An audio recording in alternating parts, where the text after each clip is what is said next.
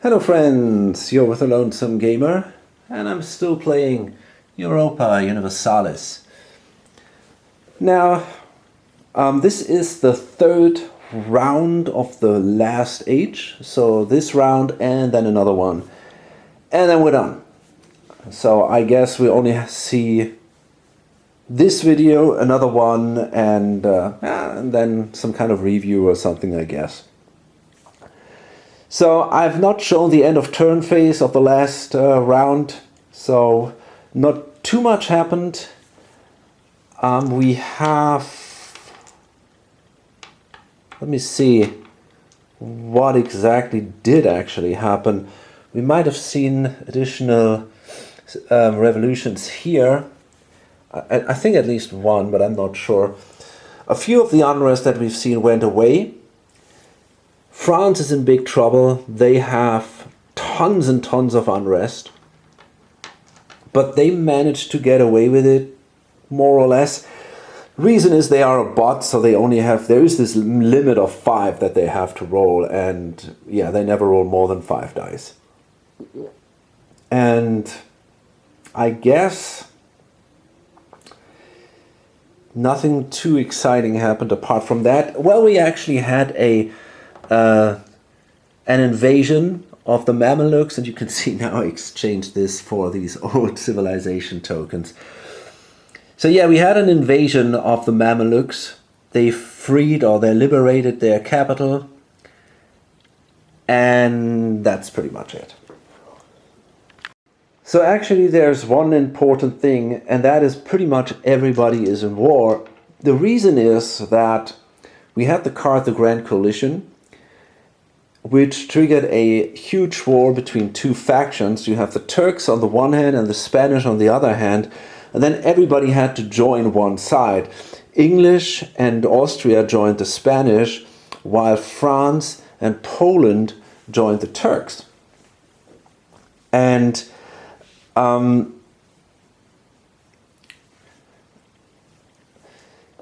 usually there would have been the peace resolution at the end of the turn, and that it would have come to a massive truce, basically, where nobody could attack anyone anymore here. But the problem is, I think it makes no sense if you draw that card as the very last card. And we did not even have a chance to fight. It wasn't possible anymore. So we had this automatic white piece immediately after drawing the last card. And I think that should not happen.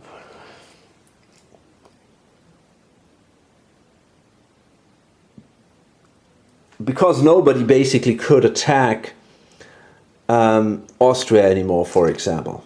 They would have been totally safe for the, and I don't know, I don't like this idea at all. So therefore, I decided to simply not follow the peace resolution specifically for that war. And we simply treat that card, that event card, as if it would have basically happened right now at the start of this turn. In this way, we might see some action on the board. Otherwise, it simply destroys the turn, in my opinion. And we already have a lot of trouble with many tough cards that basically just drain the resources away from the players. Like, you know, you lose 10 stability and 20 cubes and shit like that. And I really didn't enjoy that stuff. There was too much of it, in my opinion. But yeah, I don't want that here. So in this way we just follow, we don't do the peace resolution. We just imagine war went on. So France, controlled by the bot, and they are at war, right? Because of this Grand Coalition card. They drew a military action. That means they hired their complete army. That cost them actually a lot of cubes to do so, but they did it. And that means now they're gonna go against Spain. Because Spain is the most powerful enemy. They can simply cross the Pyrenees and they end up here in Aragon. And, well, we're gonna see a battle there. Obviously, I mean, we can roll dice, but it's quite obvious that France will win that battle. But let's see, they got 6 dice. Okay. So they get, yeah, I mean, okay. And the other guy is fighting back bravely, so they kill 1 mercenary. But obviously this is gone. And this could be a problem for Spain. It really could. They are not in the best shape. They got a lot of cash. But, you know, this is not great. Their army is back here. And they don't have that many troops. I mean, look at this. You know, this is this is insane. I'm really not sure how Spain can defend that. Well, we'll see. We'll see what happens. Maybe we can do a counterattack or anything and attack here and kind of distract the army a little bit. That might be possible. So it's pretty crazy. So the Spaniards raised an army. They paid about 20 bucks. They had enough to do it, but now they don't have many resources left. The English traded fish for 9 bucks in the English Channel. They also have a lot of military resources, and you know, there's a good chance now that the English could, for example, attack France, right? They can use basically the distraction that France will at some point take when they fight Spain, and then try to maybe get some areas from France. The Austrians, yeah, I mean, that's not good.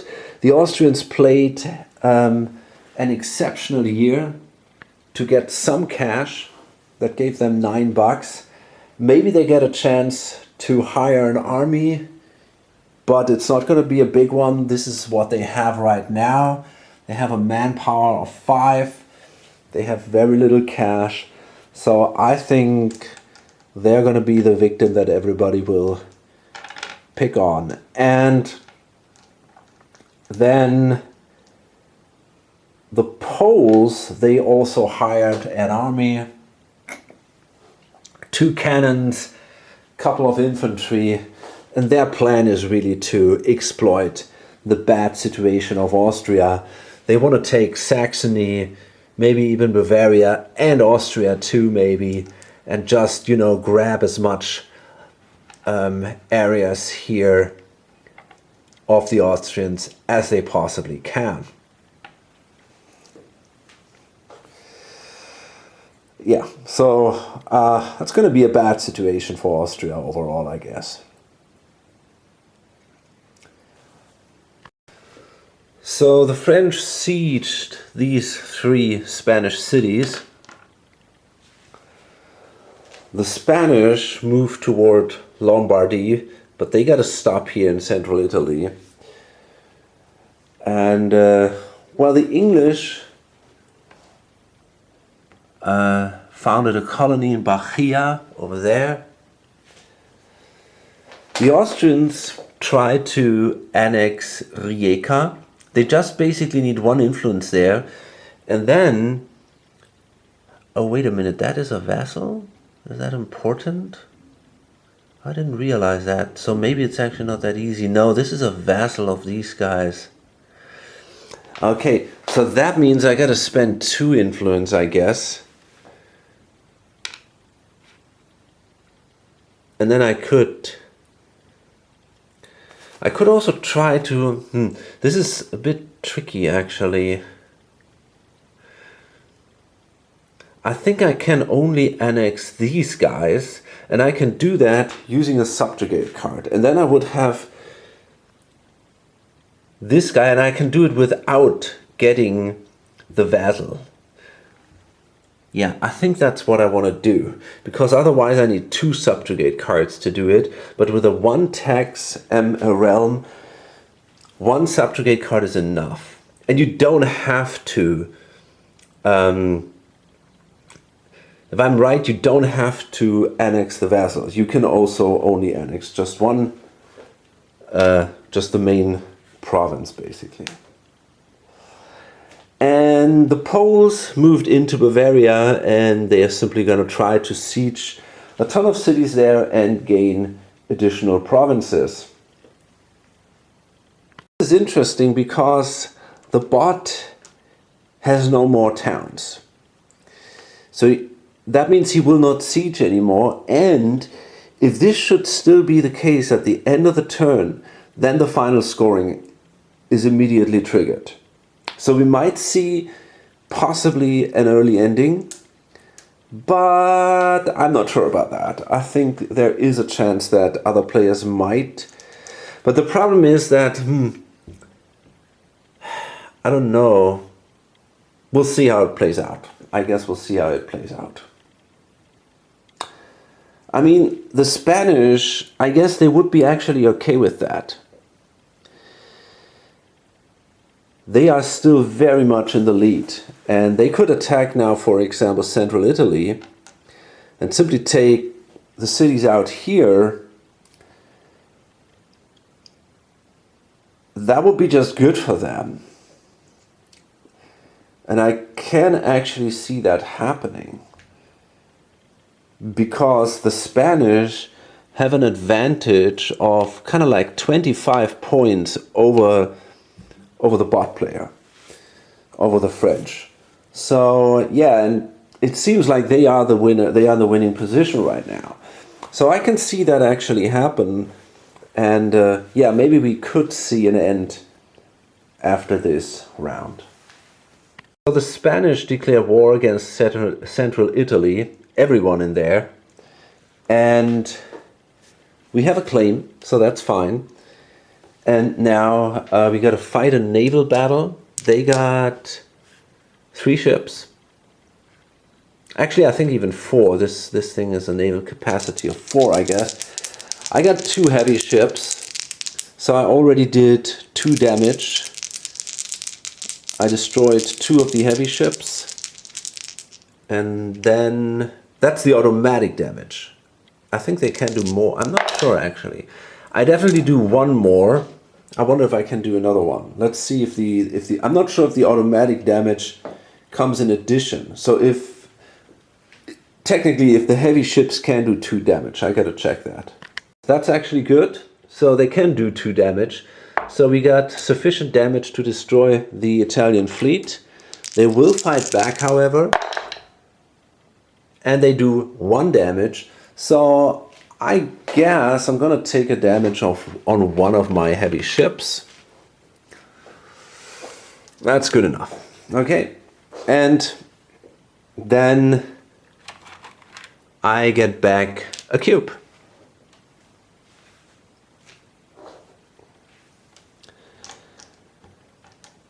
Okay, and of course this one goes away. So then it's the English, and yeah, I guess they're going to recruit an army and try to do stuff here. I don't really think they're going to attack France. I don't see that it gives them a big advantage. I think they will probably attack Saxony. So the Austrians, they played a subjugate card. They spent a cube, and that brought Ragusa into their empire. And now they can score the Adriatic ports. They own 4 ports. That would be Venice, this one here, I don't even know what it's called, Krain, and Ragusa, and Zara, adjacent to the facing the Adriatic Sea. Okay, so they could either grab 3 galleys there, and yeah, I think they're going to do that.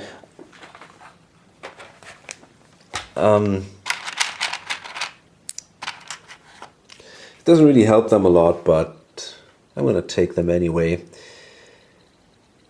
I think it's more useful than a node, a trade node. If I do trade here, I think the 3 galleys at the moment help me more. And if the game ends after that turn, it doesn't really matter anyway. But we can score 3 more points. So that's pretty good. and it's Poland. I forgot the land battle. After the naval battle, we obviously have a land battle here. We got 1, 2, 3, 4, 5, 6, 8 units in central Italy. Yeah, so I think so. 1, 2, 3, 4, 5, 7, 8. Yeah, so that means I definitely want a general. We're gonna draw a card. They don't have a general. That helps a lot. So that means we get 2 additional dice, blue dice, and we do an attack. Okay, so that's only 3 hits. So the others are down to 5 units. I only have 2 cannons, so the others are down to 5 units. And they do 2 hits. Okay.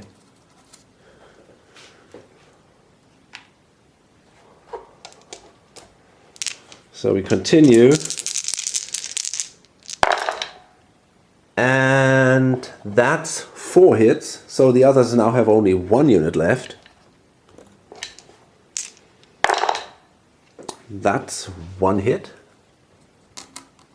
I'm kind of lucky that they didn't have a general. That would have been ugly. And now it's going to be, I'm pretty sure, yeah. That's that. They're done. And yeah, they do 1 last damage against us. But that's okay. And that actually gives us... No, we already got a cube from the naval battle, so we don't get another one. Now we see the Turks attacking. Before we're going to do that, just give you a quick overview. Basically, Spain played a central authority to get their stability up. England did the same. The Austrians researched military technology, the noble knights. This is pretty much their only hope now to gain additional points. And they still have quite an advantage here, if you take a look. And then we have Poland, and they increased their stability, basically. And now the Poles, the Turks will attack here. They will attack Venetia. Yeah, I mean, this is bad. This is really bad news for the Austrians. They have a very small army there. But the Turks do not have a ton of cubes left, so that might be an advantage. They will not march on forever. Let's see, they got 6 dice. Oops. Well, that wasn't so great, actually. These were just 2 hits. But, I mean, yeah, that doesn't matter. The Austrians, I don't know, I mean, okay. 1 damage against Turkey. Actually, these guys should be here first. They recruit the mercenaries first. So we lose this one. And this is probably it now. Yeah, okay. There you go. And the Austrian army is completely defeated. So we got 1 more loss here, but that's it.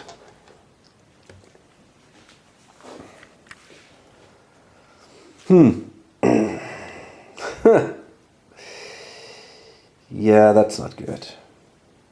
So the French do another military action. So they leave Aragon after a successful siege, and they will now attack the Spanish army. It is within range from they move basically to Lombardy, and from there they attack the Spanish army. And yeah, I mean, this is a big deal now. This is maybe the largest battle that we will see in this whole game. We have two huge armies fighting each other. And I don't know, it's possibly looking better for the Turks. On the other hand, the Spanish have a more balanced army. They might consider playing mercenaries.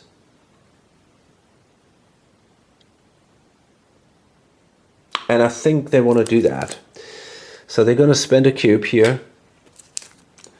They're going to spend $7. So they need 2 loans. But that gives them 3 additional units. And you know, this is now really important. So they get $3 back. And 3 units.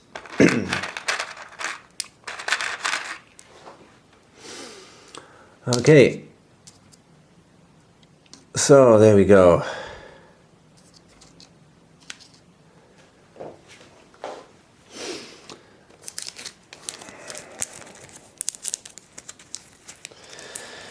So let's see. Seems like one of the last things in this game is this huge battle, and I think that's kind of cool. The French are pretty much done after this turn. They only have a single cube. I think they would get 1 back if they win this battle, but I doubt they're going to do a lot of... I doubt we're going to see much action after this from the French. Well, but you never know, of course. So let's give them the role as an attacker. They got 6 dice because of their special idea. Just let me see if I got something super cool. I don't have anything special with the Spanish. Okay, so that's 2 damage against the Spanish. The Spanish have 5 dice because of their general. But they might score more damage. So that's 4. 2. And 4. And it goes on. I mean, I could retreat, but I don't want to retreat. If I lose the army, well, so be it. But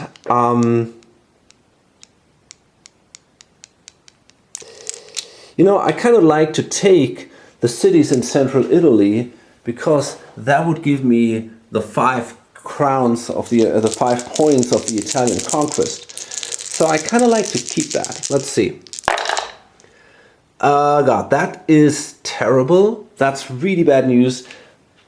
5 hits, and I guess it's time to retreat. It is definitely time to retreat here, I think. So of course we're going to fight back, but that was a very bad roll. My general takes a wound. Yeah, that sucked. Now it depends how we're doing here, but I think I cannot afford to take that many wounds. Okay, so this is 4 hits again. Yeah, but I think this is not good enough anymore. I gotta go. So, yeah, maybe I find the time to even liberate my cities. But yeah, I feel like I'm gonna have to retreat here.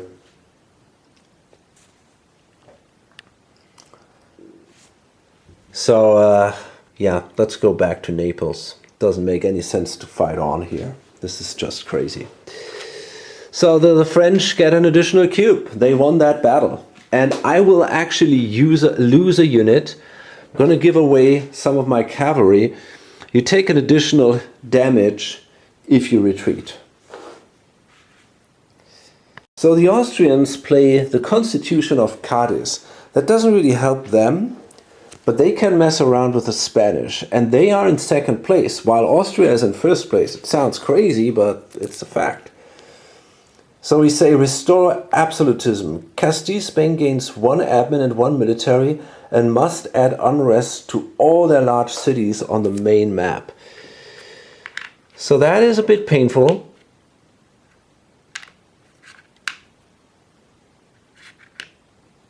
It's actually pretty brutal. There we got 1 here. Is that a large city? Well, we already have unrest. Oh, that is actually... I think this is it. Pretty hefty. Oh no, there's 1 up here too. Okay. And then they gain an admin and 1 of these. And they can take their leader here, Fernando. Yeah, why not? I mean, he's not good. He's actually pretty bad, but he might live longer. I don't want to fall into an interregnum, so I'm going to take this guy. The Spanish simply move their army back here. They have a naval bridge there. Well, actually, they cannot go here. Oh, yes, they can. No, absolutely. I think, do you need to control a port? That's a good question. No, you don't need a port. That was a legal move. And that means that the Spanish will get all their provinces back. I guess so. And it also means that the game will continue because, well, the French obviously will lose these provinces. And there's also a good chance that England will attack the Rhineland here and also maybe get some of French stuff because they simply spent too much cubes too early. So they got to pass while they are at war, and that's when everybody else comes in.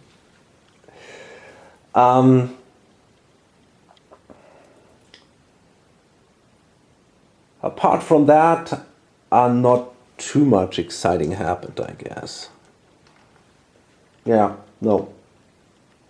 So France wrote for an event card and they have the revolutionary ideology, which is their own event.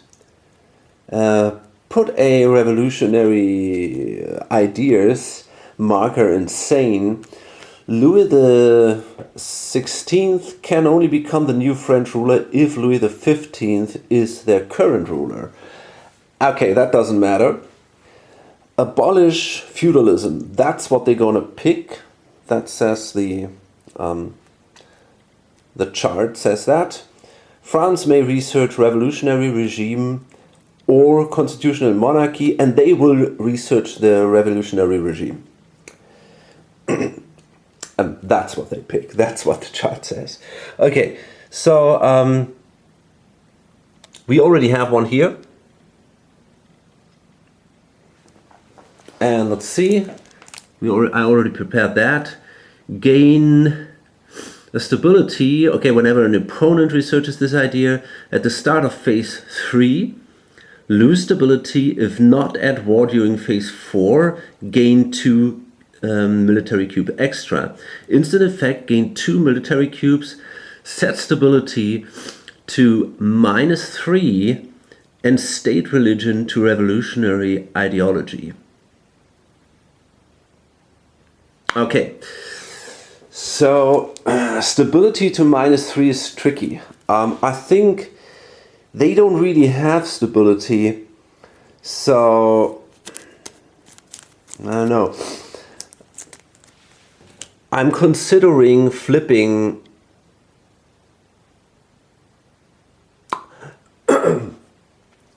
a couple of cities to unrest. So now I'm going to roll a die. Let's say 1 to 3 cities go to unrest. Okay, so 2 cities go to unrest. So let's take this one. And I don't know, maybe that one. Okay. And then, yeah, they get this, they change their state religion to revolutionary ideology. The French, okay, there we go. Counter-reform goes away.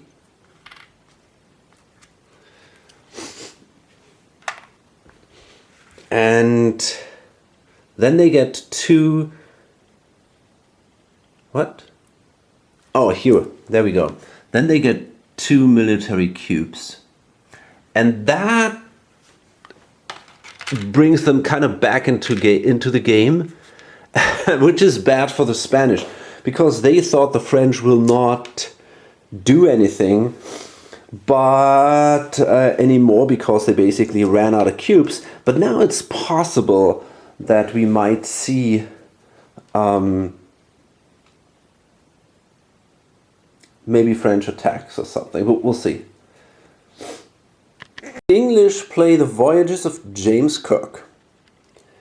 And it says here, Terra Australia, England may pay 1 cube or 1 military to move a ship up to 3 spaces, even through unexplored sea zones, and may place a claim on up to 3 vacant territories adjacent to its destination if on the Far East map. And this is something I can do. At least I hope so. Let's check it out. I was hoping I could move from here, so that would be 1. Yeah, that's no problem. I'm sitting here in Africa. So I go to India. 1. And then from there, I end up 2.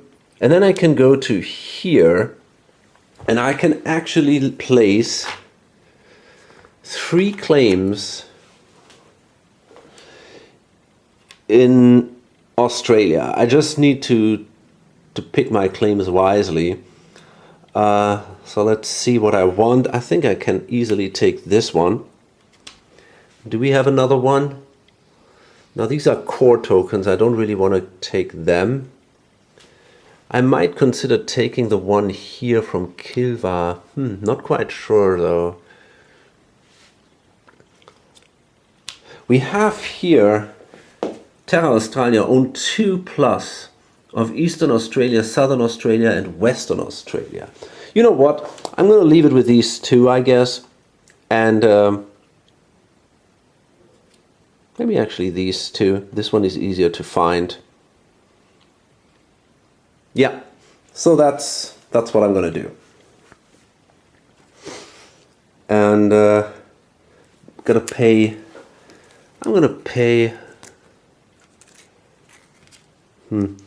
I don't know, I could still do a trade.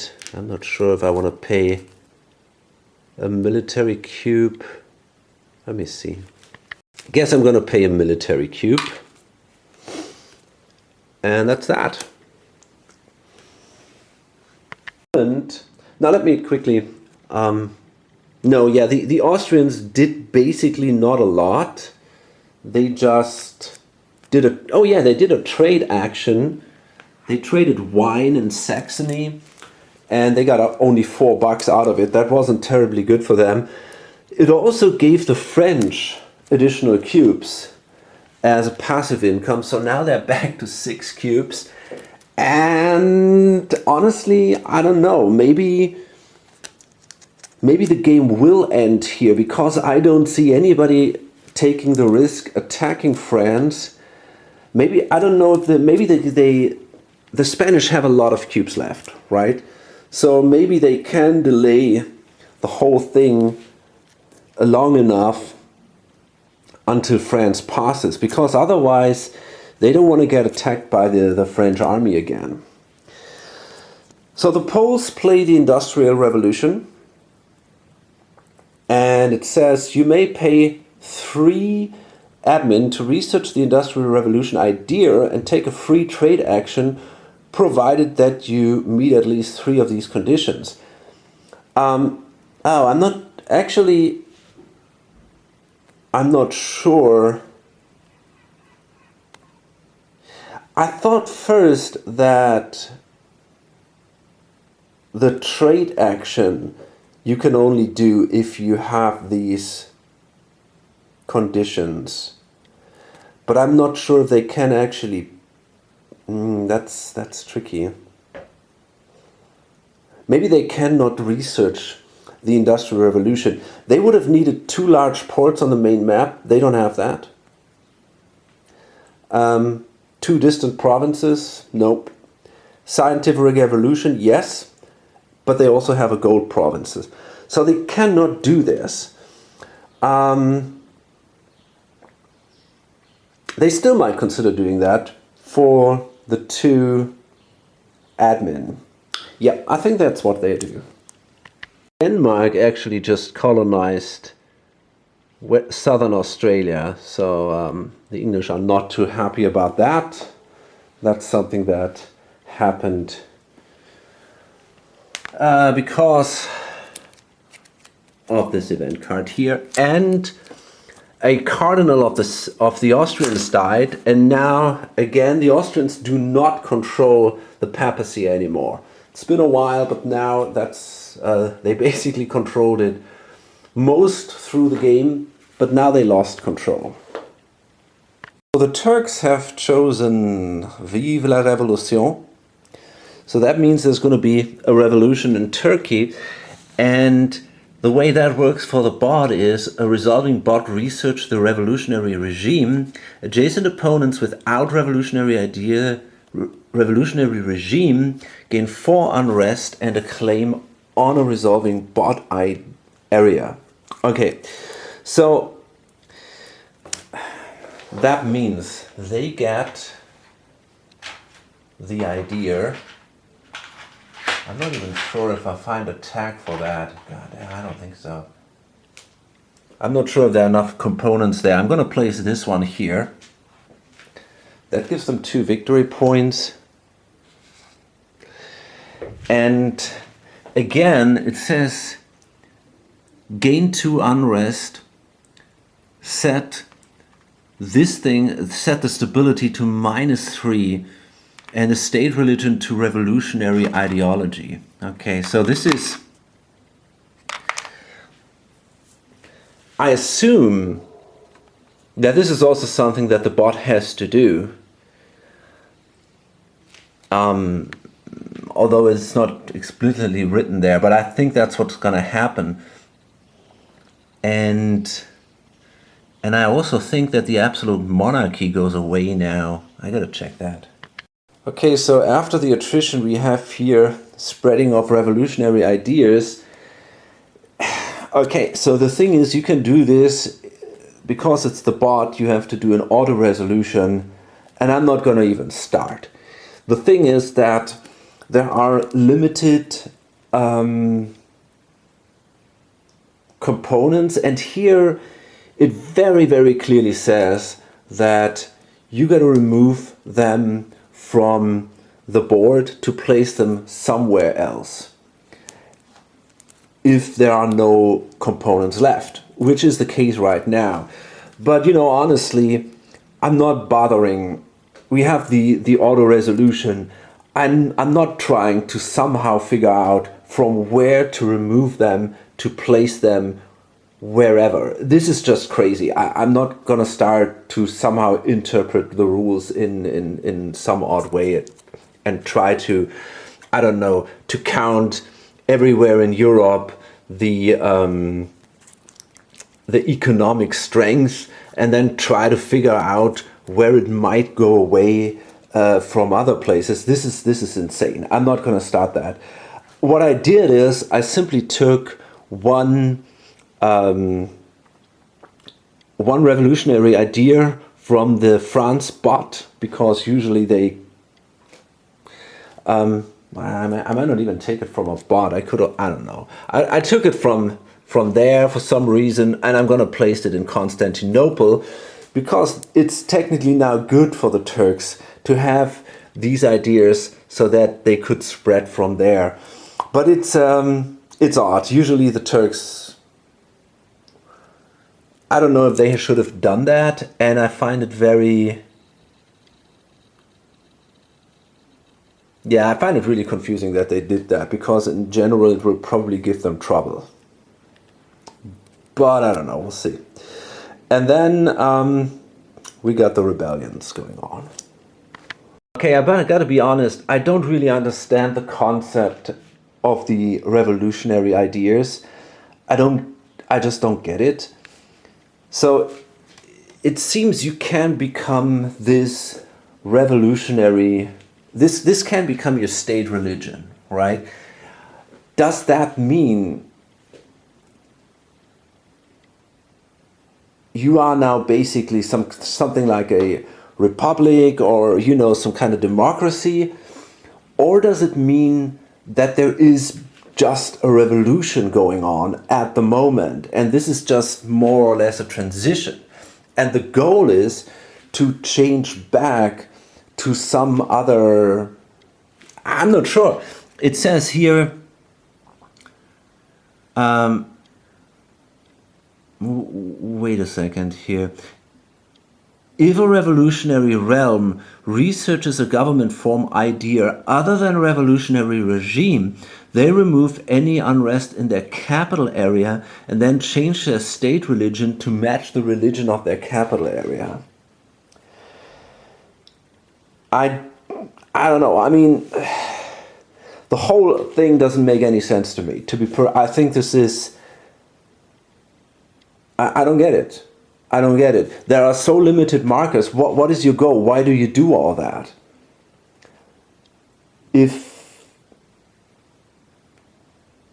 you know, usually when you change a religion, you try to then gradually convert the whole country to the new state religion. This is basically not possible with the revolutionary ideas because there are limited markers, and if every country tries to do that, well, it's not going to work out. Everybody just takes it from another country, and every country will only have very few areas that actually contain these revolutionary ideas. So why do that?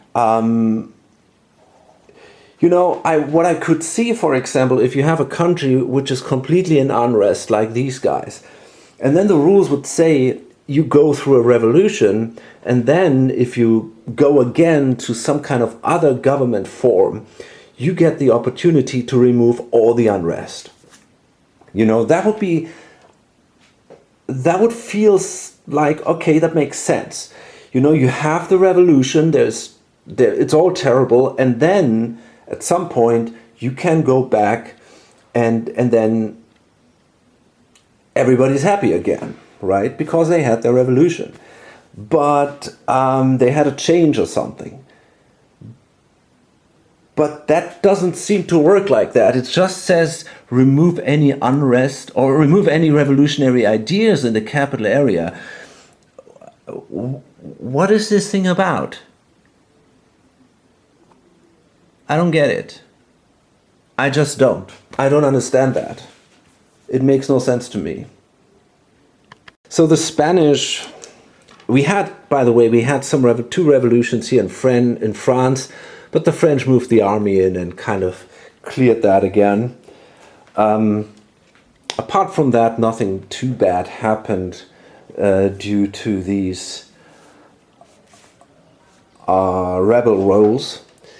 The Spanish got two rebellions here. That was another interesting point. So they moved their army in here, trying to get rid of these, and they are fine. I mean, they're not happy, but they could either get rid of these or they could get rid of two occupied cities here. They don't have more. They don't have more cubes. And that will then, if they don't do this, if they don't remove the French cities here, that will trigger the end game. And I'm not quite sure if France can win or not.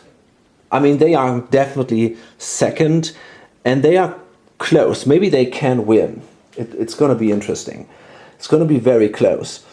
But maybe Austria will win. I'm not sure. But I think it's not going to get better next turn. You know, I have a ton of unrest. I got a few problems here, and I think I cannot make any ground next turn. So therefore, I think it makes sense to end the game now. And I got a good chance I can win. And if I can't, well, okay. You know, I'm also kind of happy to end the game. It's been a long game. This is gonna be, I think, the last game or the last event of the game, the Declaration of Independence. And it's chosen by the Spanish in 2 areas with cities adjacent to the North America trade hub, and all areas adjacent by land to the chosen areas. That's tricky. I think I can do that, yeah. Add pink markers, and then remove all cities in those areas that already had unrest or rebellion, and add unrest to each remaining area. What?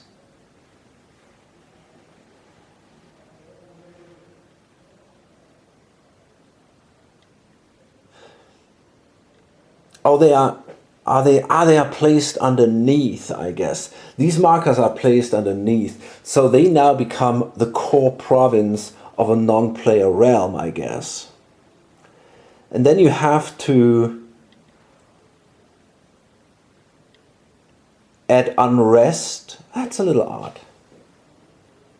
What I don't really understand, I mean, it doesn't feel totally clear to me again. I think that this is put underneath the actual colony, so that the colony is not completely removed. That would only happen if there would be unrest already. And there is no colony here that already has unrest.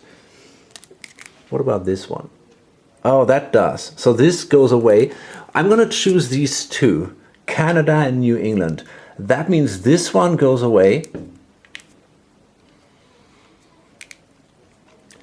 The others will get unrest, I guess.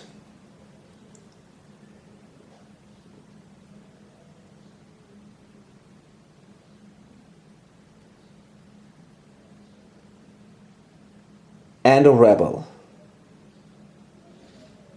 That means they will also be sieged next turn. So they will basically all get liberated.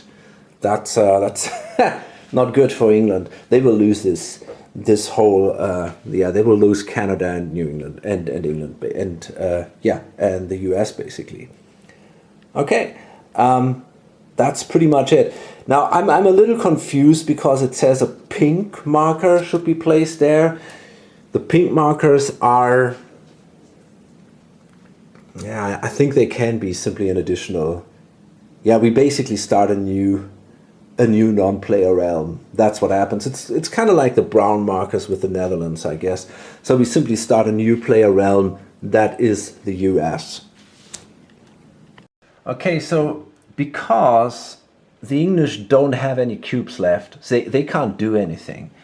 This is what it will look like after the rebel phase. So I just set it up like this. So this is now basically an independent United States, and the British would get a claim there. So they get a casus belli there, but it doesn't matter at that point anymore because the game will end now, and therefore I don't bother anymore. And then actually we get another rebellion, and then the Portuguese, the Danes and the United States will expand. Okay, so I'm at the end of the game. I did the rebel phase, the peace resolution phase. The bots scored point for controlling Venice and these areas here. The Turks scored a lot of points. And so this is it here. Because the reason is simply that France, a bot player, they have no more cities. They used all their cities, and if that's the case, the end game is triggered. So we leave it here. I will now score the game. There are a lot of things going on, and I have to count all that stuff so that we eventually will see who actually is the winner. I mean, obviously Austria is really small. I mean, they got a few scattered possessions in the Mediterranean. Then basically what they have now, and then a little bit here in Saxony. France is big, really big. They control northern Italy, Aragon, the Rhineland, and a couple of colonies here in the Far East. England, well, they lost North America. Got a colony, or only one colony here in Brazil, that's it. So that's not so great.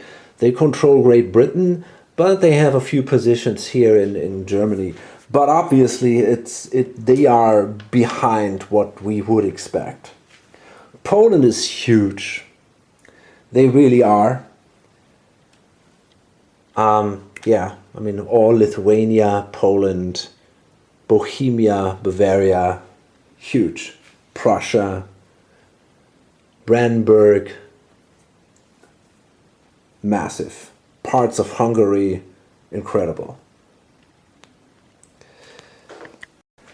Turkey, also pretty impressive. They have not that many big cities, but I mean, they have also a big realm. They control Venice, large parts of the Balkan, a little bit of the Mamluk territory, Palestine here. That's pretty much it. So they didn't expand too much here into these Arab areas. But yeah, they managed to get pretty far here into Central Europe. And well, Spain, they've lost Aragon, which is a bit of a bummer for them now at the end of the game. But apart from that, I think they were pretty successful. They control parts of Portugal, then Castile, Leon, Morocco, southern Italy, Sardinia. They have the biggest colonial empire. I mean, I would say they are the only ones that we can actually call a colonial empire, right? Large chunks of Central America, a bit of South America here, parts of Africa. So they are actually pretty good, I guess, too. Maybe the non-player powers are also kind of interesting. We have Persia here. Well, I mean, they expanded quite a bit. The Mamelukes, they control basically northern Africa together with, I mean, they are still pretty powerful here. Syria. The Danes control basically all Scandinavia and parts of Germany. They made it here to Pomerania. Then we have Portugal. I mean, they got a bit screwed here. They only control their capital, not even their home country anymore.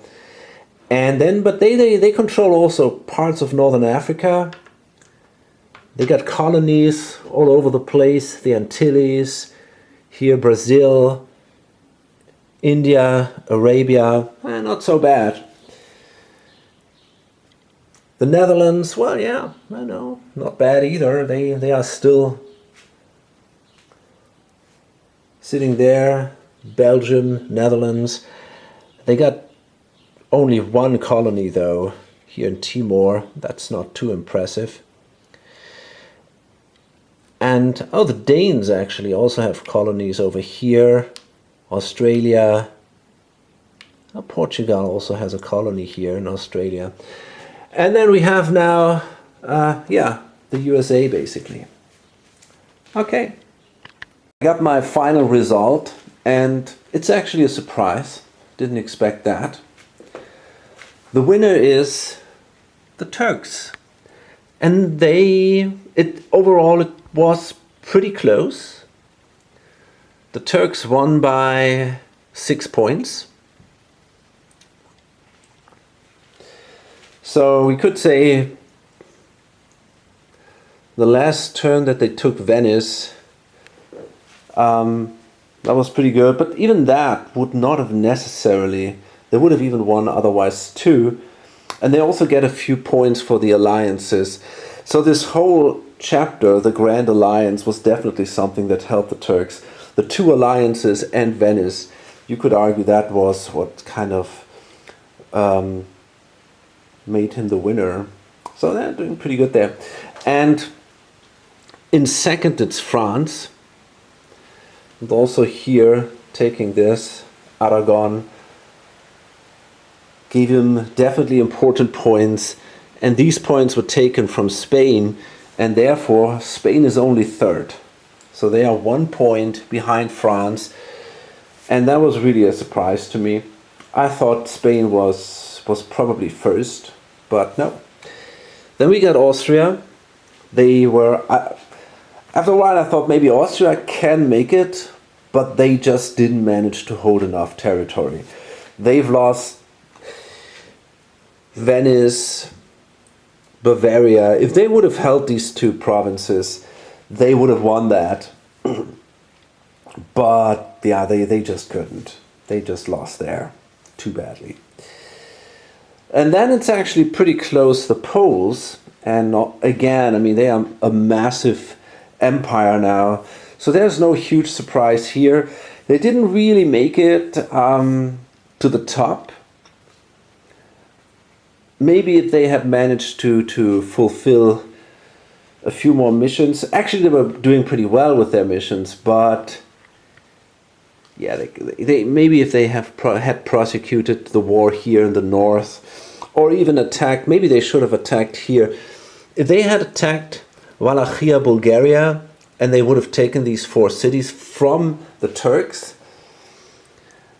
maybe the Poles would have won. The Turks would have lost 4 points, which would have brought them here.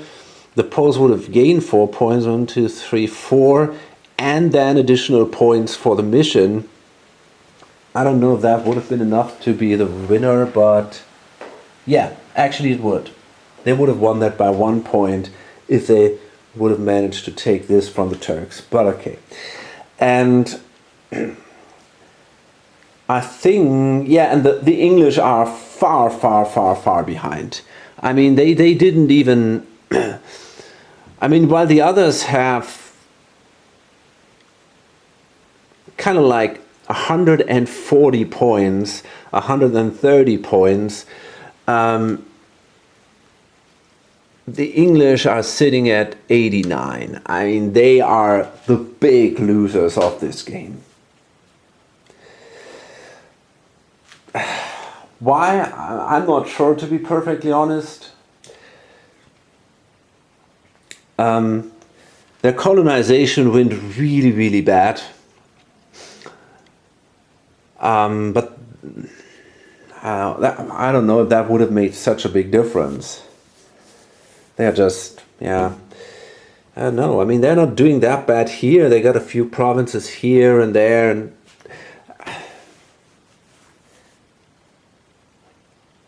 I don't know. It's hard to tell. If they made the colonization, I think another issue is that they did not really fulfill a lot of missions. For some reason, they were just not doing to do that really well, and some of these missions were colonization missions, so you could argue maybe that was part of it. I don't know. It's hard to tell why the English sucked so hard. But yeah, they also have, well, 4 technologies is not a lot. Yeah, not sure. But it definitely was not a good game for the English. Okay, so this is basically the end of the series.